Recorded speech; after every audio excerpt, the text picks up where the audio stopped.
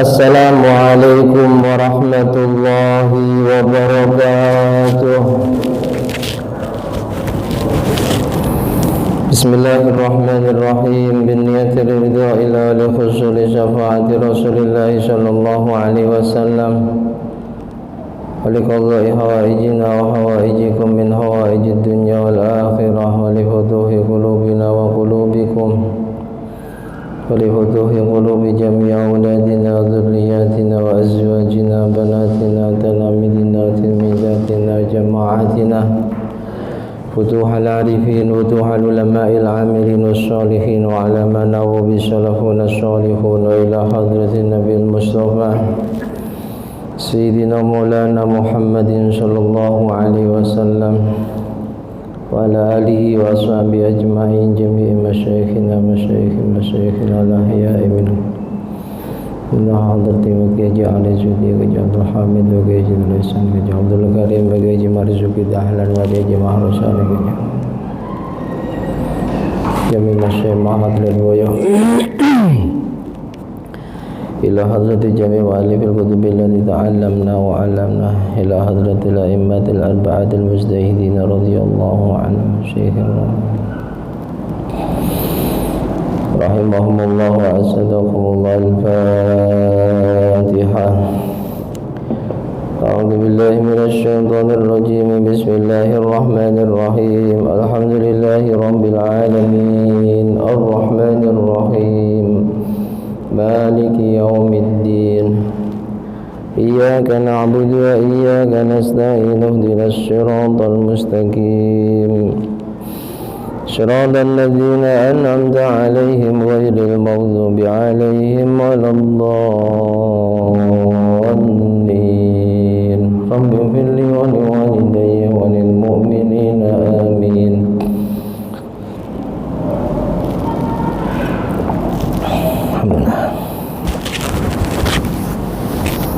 Innal hamdalillah salatan wa salaman ala Rasulillah sayyidina wa maulana Muhammad ibn Abdullah wa ala alihi wa ashabihi wa man nasarahu wa walah. La hawla wa la quwwata illa billah. Subhanaka la ilma lana illa ma 'allamtana innaka antal alimul hakim. Rabbi shrah li sadri wa yassir li amri wahlul 'uqdatam min lisani yafqahu qawli. Amin. Amma ba'd. Yang kami hormati dan kami muliakan segenap jajaran pengurus dan Dewan Kemakmuran Masjid Baitul Azim Perumahan Puri Legenda, bapak-bapak, ibu-ibu, hadirin wal hadirat jamaah salat maghrib Masjid Baitul Azim yang juga sangat kami hormati, kami muliakan. Mudah-mudahan berkah hadir dan duduknya kita di tempat dan majlis yang mulia ini benar-benar menjadi sababiyah Allah Subhanahu wa ta'ala berkenan melimpahkan ridha, rahmat dan ampunannya kepada kita, berkenan memuliakan, menyelamatkan dan membahagiakan kita semua dunia sampai akhirat. Amin amin Allahumma. Bersyukur kepada Allah Subhanahu wa ta'ala dengan ucapan alhamdulillahi rabbil alamin.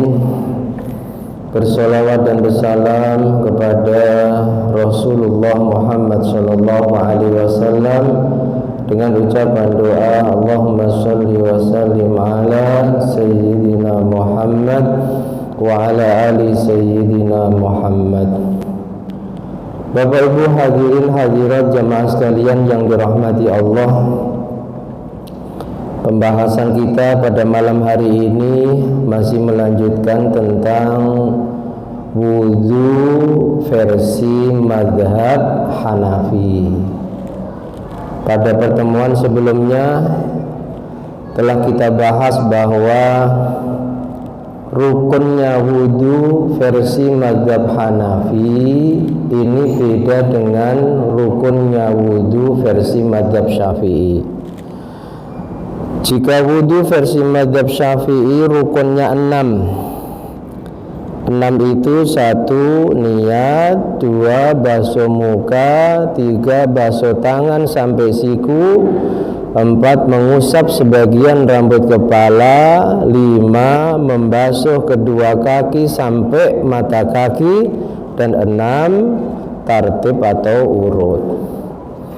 Dalam mazhab Hanafi rukun wudunya hanya 4. Niat tidak termasuk rukunnya wudu.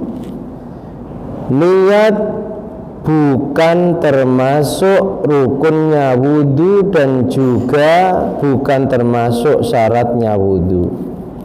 Alasannya disampaikan oleh para ulama mazhab Hanafi, sebab wudu ini bukan ibadah tersendiri, melainkan syaratnya sholat. Karena wudu bukan ibadah tersendiri sehingga tak perlu niat, cukup niatnya saat sholat nanti. Selanjutnya wa amma tartib laisa bifardin. Mazhab Hanafi juga menyimpulkan, berpendapat bahwa tartib dalam wudu, urut wajah dulu, tangan, kepala, kaki, ini juga bukan rukun. Jadi andaikan ada orang wudu kok kaki dulu dibolak-balik tidak urut sesuai ayat, ini dalam mazhab Hanafi tidak masalah. Yang penting wajah, tangan sampai siku, kaki sampai kedua mata kaki, rambut kepala, ini kalau untuk wajah, kaki dan tangan terbasuh, untuk rambut kepala terusap. Yang penting itu terlaksana, mau dibolak-balik kaki dulu, tangan dulu, atau kepala dulu, wajah terakhir, dalam mazhab Hanafi tidak masalah. Sebab apa? Tartib dalam wudu bukan termasuk rukun. Walahum fiha dalilan.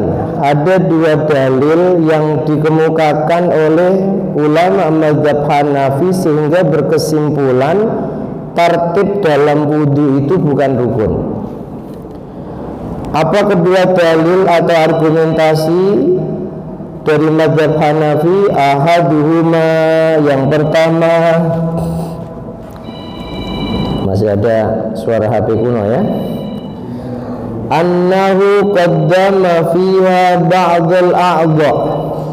Dalil yang pertama, di dalam ayat tentang wudu Al-Maidah ayat ke-6 yang berbunyi ya ayyuhalladzina amanu idza qumtum ilas shalah fawsilu wujuhakum wa aydiyakum ilal marafiq wamsahu bi ru'usikum wa arjulakum ilal ka'bain. Dalam ayat ini kata ulama mazhab Hanafi, qaddama fiha ba'dal a'dha kama qaddama mahalla ba'dil a'dha. Allah Subhanahu wa ta'ala mendahulukan sebagian anggota wudu sebagaimana Allah mendahulukan tempat sebagian anggota wudu. Ayatnya berbunyi fagsilu wujuhakum, basuh wajah-wajah kalian, wa aydiyakum ilal marafiq, basuh juga kedua tangan kalian sampai ke siku. Ini yang dimaksud. Dalam ayat itu Allah katakan basuh kedua tangan kalian sampai ke siku, mendahulukan ujung jari otomatis, baru terakhir adalah siku. Ayatnya demikian, tapi dalam prakteknya tidak harus demikian. Boleh sikunya dulu, boleh dari tengah, yang penting sudah kita bahas. Jadi ila dalam ayat itu ditafsiri oleh mayoritas ulama ahli tafsir ay ma'a, artinya bersama. Yang penting tangan terbasuh dari ujung jari sampai siku. Mau siku dulu silakan, ujung jari silakan, tengah silakan. Padahal ayatnya berbunyi wa aydiyakum ilal marafiq. Basuh kedua tanganmu sampai siku. Mestinya prakteknya siku ini terakhir, tapi kenyataannya boleh dibolak-balik. Sehingga mazhab Hanafi berkesimpulan kalau begitu dalam urutan wudhu pun tidak harus wajah dulu, boleh dibolak-balik, mau kaki dulu, mau tangan dulu, silahkan. Yang penting keempat anggota tubuh ini, wudhu ini terbasuh dan terusap. Lau bada'an minal mirfaq ilal banan ajza'ahu. Itu alasannya. Jadi andaikan orang membasuh kedua tangan kok dari siku dulu baru terakhir ujung jari, cukup, dianggap sah. Lau bada'a bil yadain qabla wajhi, sehingga berkesimpulan kalau begitu tidak harus urut. Yang penting sekali lagi empat anggota wudhu ini terbasuh, untuk kepala terusap. Ini dalil dan alasan yang pertama. Wasani, yang kedua, lau atafal yadaini alal wajhi biharfil waw al-mujibati lil istiraq wal jam'i duna tertib. Allah di dalam ayat tersebut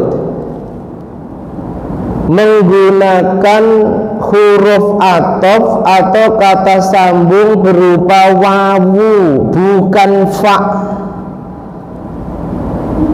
Kita semua maklum wa itu artinya dan, bukan kemudian. Andaikan dalam ayat wudhu tersebut ke Allah menggunakan fagsilu wujuhakum,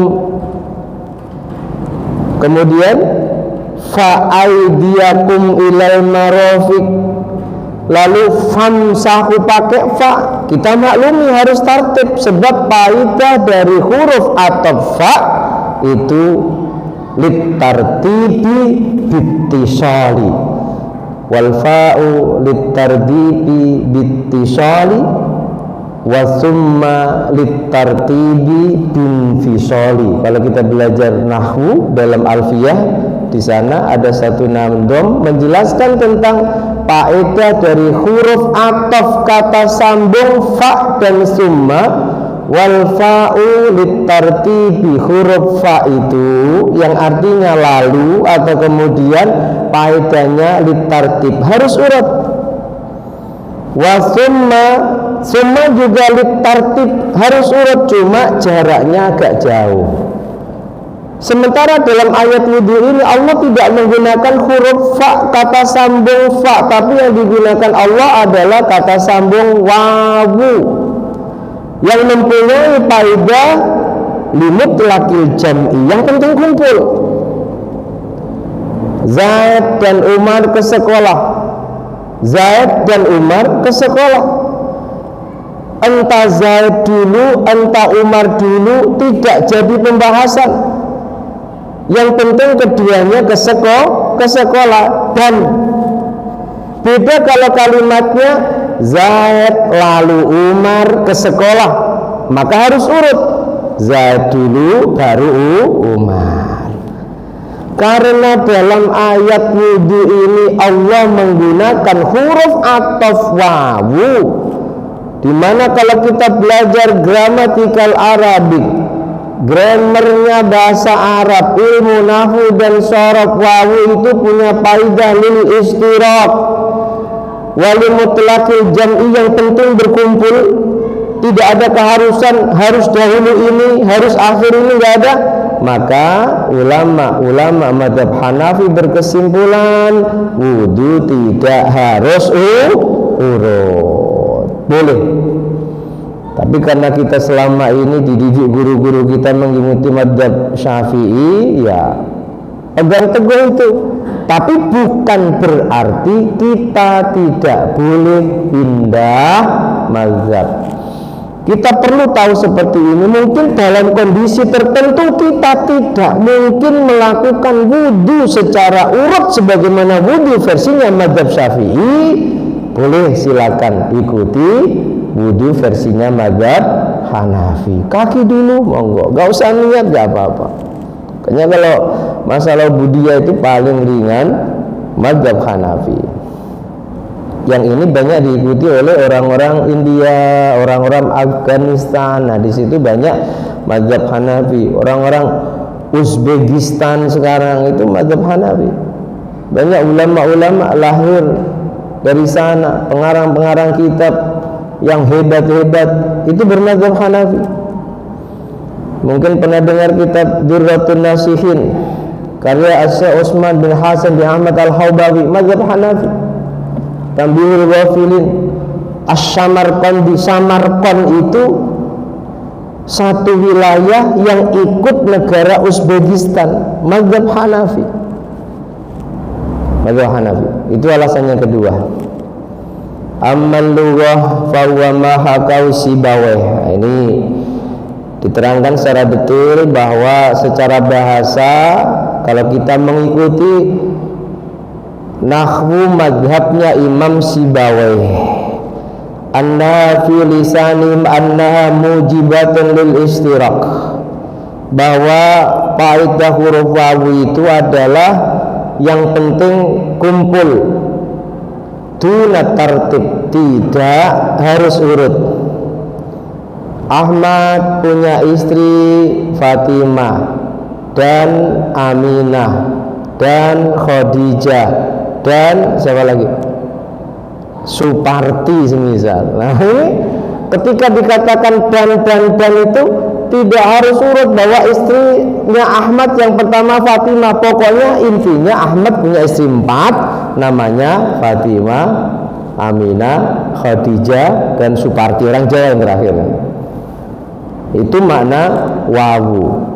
Istishhadan bi anna rajulan lauqala. Ini argumentasinya.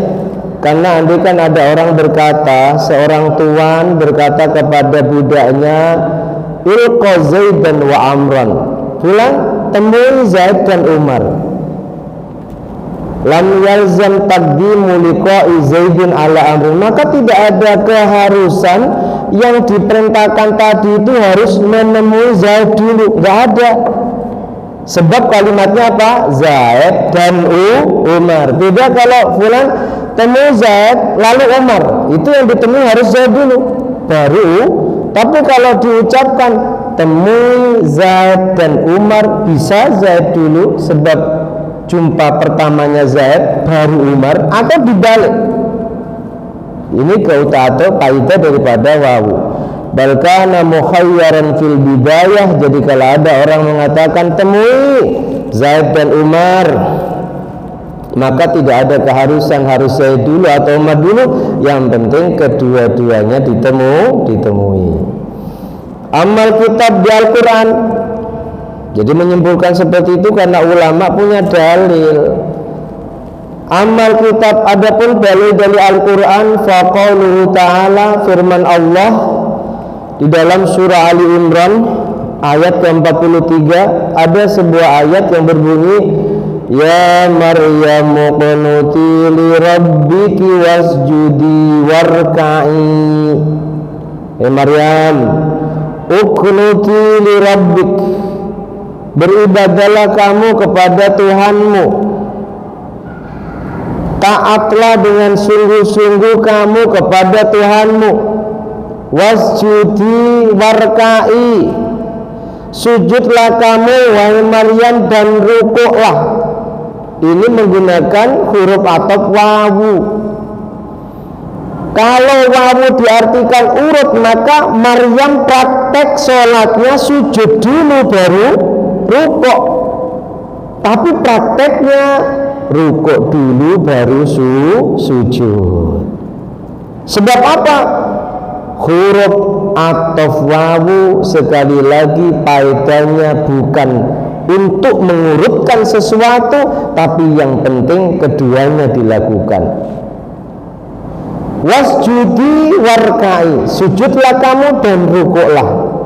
Ini kalau wawu harus dipahami urut, maka prakteknya sujud baru rukuk.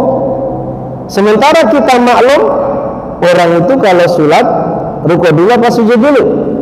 Rukuk dulu baru sujud. Ini dalil dari Al-Quran. Falau kana al-wawu taqtadi tartib, andaikan wawu ini diharuskan berfaedah urut, lam yakun baina ma naqalahu anhu wa baina ma naqalahu ilaihi farqun wala faidah, maka tidak akan ada faidah, sehingga antara wawu dan fa itu nanti akan ada kerancuan di sana.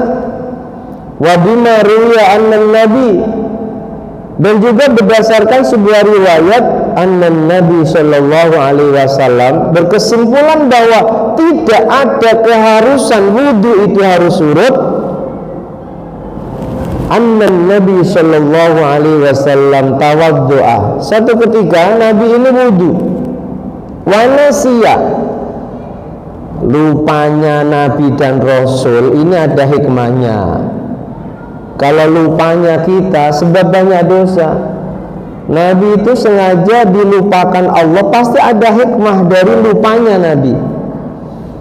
Nabi pernah lupa sholat duhur, ini 2 rakaat, mengimami duhur 2 rakaat lalu salam. Setelah itu nabi duduk di salah satu tiang masjid, didatangi oleh sahabat Dzul-Yadain, ya Rasulullah, apakah engkau tadi mengqashar sholat atau engkau lupa? Nabi tetap masih lupa, sehingga menjawab, aku tidak mengqashar sholat, aku juga tidak sedang lupa. Sahabat Dzul-Yadain mengatakan lagi, tapi salah satu dari keduanya engkau lakukan ya Rasulullah. Lalu Rasul bertanya kepada sahabat yang hadir, benarkah yang dikatakan oleh Dzul-Yadain bahwa aku tadi sholat duhur 2 rakaat? Semua menjawab kompak, iya ya Rasulullah. Lalu Rasul takbir diikuti para sahabat melanjutkan sholat duhurnya yang sudah dilakukan 2 rakaat.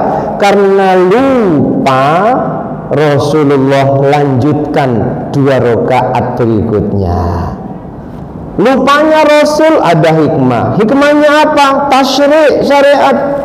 Akhirnya ulama-ulama ahli fikih berpendapat, kalau ada orang sholat setelah salam kok lupa tentang jumlah rakaat, maka dilihat kalau jarak antara salam dan ingatnya itu tidak lama, sebagaimana jarak ingatnya Rasul kira-kira 5-10 menit lah. Setelah sholat salam, Rasul bersandar pada salah satu tiang masjid, kemudian sahabat Dzul-Yadain ini bertanya, lalu dijawab. Percakapan dialog itu kurang lebih 5-10 menit. Kalau jaraknya hanya 5-10 menit, maka tidak perlu mengulangi sholat dari awal. Tapi kalau lupa melakukan rukunnya di tengah sholat, wajib disempurnakan di dalam sholat itu. Kalau rukun yang ditinggalkan, kalau sunnah abad ganti dengan sujud sahwi, kalau sunnah hayat tidak perlu. Demikian pula dalam masalah wudhu, Rasulullah itu pernah wudhu nasiyah, saat wudhu lupa. Masaha ra'sih, pertama yang dilakukan oleh Rasul saat wudhu itu bukan kok membasuh wajah, tapi langsung mengusap kepala. Mengusap kepala. Summa dzakarahu ba'da ghusli rijlai, setelah mengusap kepala lalu kaki, baru ingat, astagfirullah, tadi kan belum membasuh wajah dan kedua tangan. Maka fa'akhadha min balali lihyatihi famasaha bihi ra'sah. Rasulullah sallallahu alaihi wasallam, mohon maaf, jadi Rasul ketika wudu itu lupa mengusap kepala, bukan kok diawali dari mengusap kepala. Setelah wajah, tangan, beliau lupa mengusap kepala, langsung mengusap kedua kaki, membasuh kedua kaki. Ingat kalau belum mengusap rambut yang ada di kepalanya.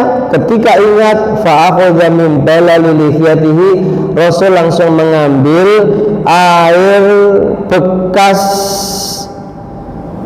basuhan dari jenggot beliau. Masih ada air karena mungkin jenggotnya agak tebal. Famasaha bi ra'sah, lalu Rasulullah gunakan untuk mengusap kepalanya yang tadi beliau lupa, kemudian selesai wudunya.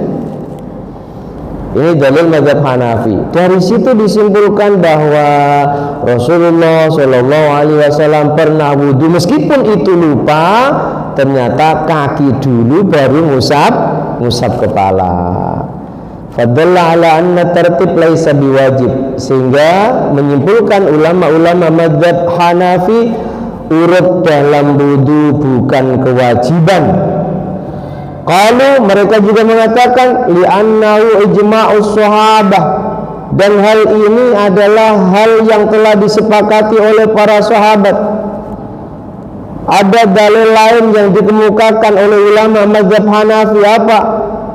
Suatu ketika Sayyidina Ali bin Abi Thalib radhiyallahu taala anhu wa karramallahu wajhah annahu qala, pernah berkata di depan para sahabat, ma ubali bi ayyi a'dha'i abadatu, aku kalau wudu enggak peduli dari mana aku mulai, yang penting keempat anggota wajah, keempat anggota tubuh, wajah, tangan, kaki dan kepala ini terbasuh dan terusap. Ini juga dijadikan dalil oleh ulama mazhab Hanafi.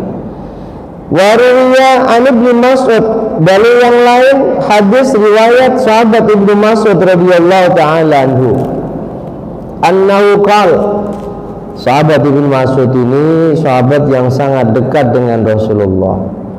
Postur tubuhnya pendek, tidak gagah sebagaimana layaknya orang Arab. Tapi ketika Rasul melakukan perjalanan kemanapun, sahabat Ibnu Mas'ud ini yang selalu melayani kebutuhannya Rasulullah selama dalam perjalanan.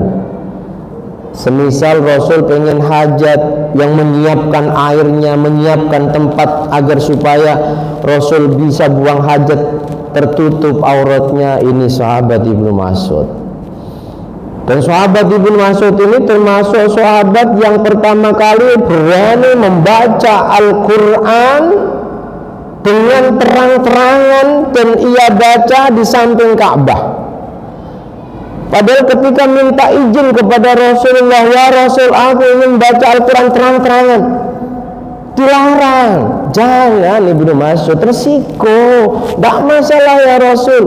Sudah diingatkan, tapi tetap masuk ke Masjidil Haram, keliling Ka'bah sambil baca Ar-Rahman 'allamal Qur'an khalaqal. Orang kafir Quraisy marah, dikejar, digebukin sampai babak belur. Ini sahabat Ibnu Mas'ud, sangat dekat dengan Rasulullah dan termasuk salah seorang sahabat yang banyak meriwayatkan hadis. Beliau pernah katakan, annahu qala la ba'sa, tidak masalah, anta bada'a birijlika qabla yadaik, ketika kalian wudu, yang kalian dahulukan membasuh kakimu sebelum membasuh kedua tanganmu. Walaysa lahuma fi sahabati mukhalifun, dan ulama-ulama mazhab Hanafi mengatakan apa yang disampaikan oleh Sayyidina Ali juga apa yang disampaikan oleh sahabat Abdullah bin Mas'ud, yang kesimpulannya wudu tidak harus tertib. Tidak ada seorang sahabat pun yang menyelesainya. Mereka diam dan menyetujuinya. Qalu wa li'annaha taharatun la yastahiqu fihi tertib.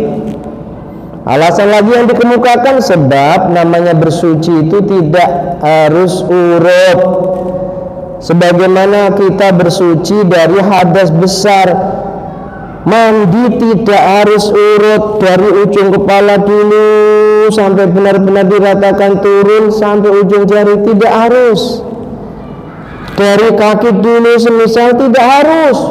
Mau dari wajah, mau dari tengah, mau dari bawah, yang penting seluruh tubuhnya ini terbasuh dengan air. Cuma disunahkan dahulukan sebelah kanan. Ini Bapak Ibu jamaah sekalian yang dirahmati Allah, alasan ulama-ulama mazhab Hanafi sehingga menyimpulkan bahwa tertib dalam wudu, urut dalam wudu bukan rukun. Yang penting 4 anggota wudu, wajah, tangan, kaki, dan kepala, yang 3 terbasuh dan yang 1 terusap. Selesai. Dalilnya tadi. Tambah bingung? Tidak, tambah asik. Jadi akhirnya kita ada tambahan pengetahuan, sekali-sekali praktekkan, gak masalah. Niat mengikuti mazhab Hanafi. Wal muwalatu laysat bifardin. Ulama-ulama mazhab Hanafi ini mengatakan muwalah. Ini sama dengan mazhab Syafi'i pendapatnya. Muwalah itu maknanya gilir gumanti. Maknanya sambung menyambung antara membasuh anggota wudhu satu ke anggota wudhu berikutnya. Tidak boleh dipisah dengan waktu yang lama. Harus selesai dalam satu wudhu itu. Itu namanya muwalah. Sambung menyambung dalam membasuh dan mengusap anggota wudhu. Ini bukan termasuk rukun. Sama mazhab Syafi'i juga berpendapat bahwa tidak ada keharusan wudhu itu harus muwalah. Boleh orang wudhu untuk sholat zuhur dimulai jam 8 pagi. Jam 8 pagi kalau melakukan kesunahan berkumur, basuh wajah, sudah sampai situ. Kemudian melanjutkan aktivitasnya jam 10 dilanjutkan membasuh tangan sampai siku. Sudah, itu aja. Kemudian melanjutkan aktivitasnya jam 11 dilanjutkan mengusap sebagian kepala. Nanti menjelang zuhur baru diselesaikan. Ini boleh wudhu yang seperti ini, dengan syarat mulai dari mengawali wudhunya sampai menyelesaikan wudhunya ini tidak melakukan hal-hal yang membatalkan wudhu. Berat sebenarnya. Cuma andaikan ada orang yang praktek wudhunya seperti itu, tidak selesai sekali wudhu, itu dalam mazhab Syafi'i, begitu juga mazhab Hanafi boleh. Mandi junub juga demikian. Pengantin baru malam pertama tidur di rumah mertua, malu, akhirnya seakan-akan malam tidak melakukan hubungan suami istri. Yang dibasuh pusar ke bawah, biar nggak nampak nih adus keramas. Baru diselesaikan jam 8 pagi, boleh. Tapi otomatis kalau prakteknya seperti itu, subuhnya ketinggalan. Cuma ini pembahasan apakah ada keharusan wudhu maupun mandi dalam rangka menghilangkan hadas kecil dan besar itu selesai dalam satu wudhu, selesai dalam satu mandi. Tidak. Muwalah, gilir gumanti, sambung menyambung, ini mazhab Syafi'i, mazhab Hanafi berpendapat bukan termasuk rukunnya wudhu. Sehingga kalau ada orang praktek wudhu dicicil seperti tadi, diangsur jam 8 basuh muka, jam 10 basuh tangan, jam 11 lanjutkan usap sebagian kepala, setengah 12 kaki, lalu selesai wudhunya baru ke masjid untuk sholat zuhur, sah wudhu yang seperti itu. Sebab ada mazhab lain yang mengharuskan wudhu harus mualah. Liqaulihi ta'ala, dalilnya ya ayat tentang wudhu. Idza kuntum ilas shalah faghsilu, ketika kalian mau melaksanakan sholat, faghsilu wujuhakum, basuh wajah kalian. Min ghairi istiratiha, di sana tidak ada satu kalimat pun yang mensyaratkan harus mualah.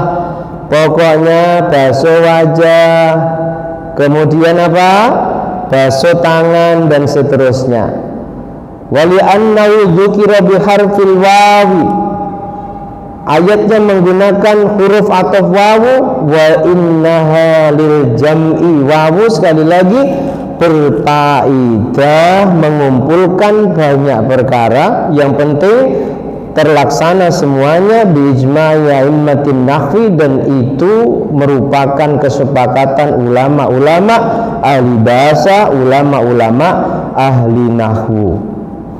Wa li'anna qaulahu ta'ala wal wawu la tujibul muwalah. Dan kalau kita pahami, kata ulama mazhab Hanafi, dengan teliti, Allah ketika berbicara tentang tata cara wudu, sekali lagi Allah menggunakan kalimat wawu, dan wawu tidak ada satupun ulama ahli bahasa yang berpendapat bahwa wawu berfaedah harus mualah, nggak ada. Takul ra'aitu Zaidan wa Amran. Dicontohkan dalam ilmu nahwu ada kalimat saya melihat Zaid dan Umar. Ketika orang mengatakan demikian, saya melihat Zaid dan Umar, tidak ada keharusan melihat Zaid dan Umarnya itu harus langsung Zaid langsung Umar, enggak. Bisa Zaid pagi hari, Umar sore hari, lalu baru bercerita, hari ini saya melihat Zaid dan Umar.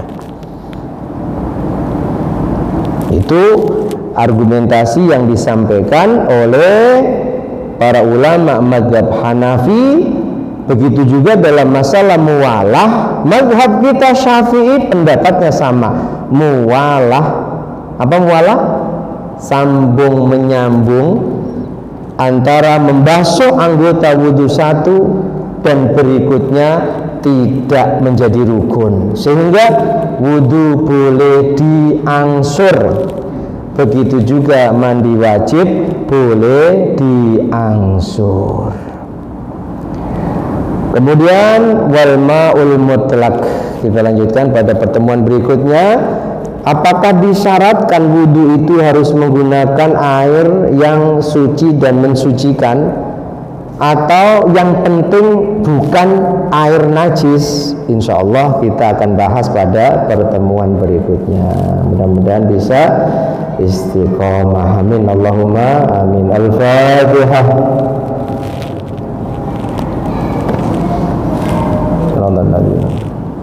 Ini karena waktunya sempit, kita nggak buka dialog ya. Nanti kalau subuh dan habis isya saja. Bismillahirrahmanirrahim. Alhamdulillahirabbil alamin. Allahumma shalli ala sayyidina Muhammad wa ali sayyidina Muhammad. Ij'al ya Allah jam'ana hadza jam'an marhuma waj'al tafarruqana min ba'dihi tafarruqan ma'suma. Ij'al jami'a man hadhara fi hadzal majlis bil istiqamah wa dzurriyyatahum min ahli al-ilmi wal khairi wal Qur'an, wa la taj'alna wa iyyahum min ahli asy-syarri wal dhairi wat tughyan. Allahumma anfa'na ma 'allamtana wa 'allimna ma yanfa'una, zidna ilman nafi'a wa 'amalan shalihan. Allahumma arina al-haqqa haqqan warzuqna ittiba'ah wa arina al-batila batilan warzuqna ijtinabah.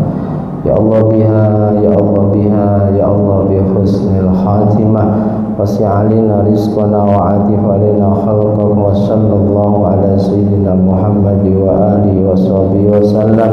Walhamdulillahi rabbil alamin. Bismillahirrahmanirrahim. Wal 'asri innal insana lafi khusrin illa alladzina amanu wa 'amilus solihati wa tawassaw bil haqqi wa tawassaw bis sabr. Subhanakallahumma wa bihamdika asyhadu an la ilaha